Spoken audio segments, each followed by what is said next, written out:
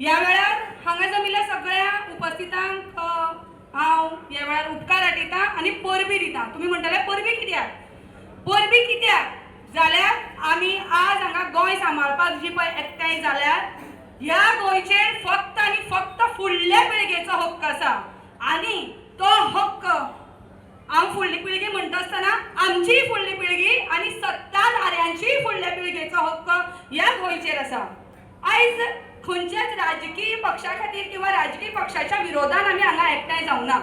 आमी हांगा एकठांय जाल्यार ती फक्त आमच्या गोंयची अस्मिताय आनी दायज राखून दवरपाक। इश्टानो विचार करात, आयज आमकां अशें रस्त्यार कित्याक येवचें पडलें? आयज आमकां रस्त्यार येवचें पडलें कारण म्हळ्यार प्रत्येक वेळार जेन्ना जेन्ना लोकांनी आवाज उठयला तेन्ना तेन्ना सरकारान आमचो आवाज दामपाचो प्रयत्न केला।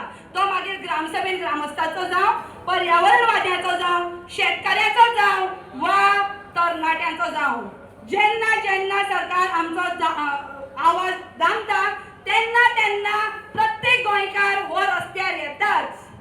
मुळात आपल्या जमनीच्यो जाय तशी झोन करून कायद्याच्या खुस्तार म्हणजे कायद्यान अशी तांणी बदल केल्या की बेकायदेशीररित्या कायद्यान बदल करून फाटल्या दारांतल्यान टीसीपी डिपार्टमेंटान 39A हे कलम तांणी हाडलें आनी आमच्या गोंयच्या जमनीची डेमोग्राफी तांणी काबार करून उडयली।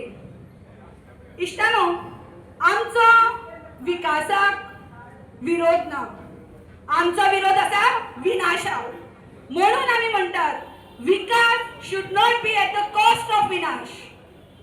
इश्टानो, आयज आमी हांगा एकठांय जाल्यात, आमी एकठांय जावया आनी सरकाराक सांगया रद्द कर 39A, आमकां 39A नाका।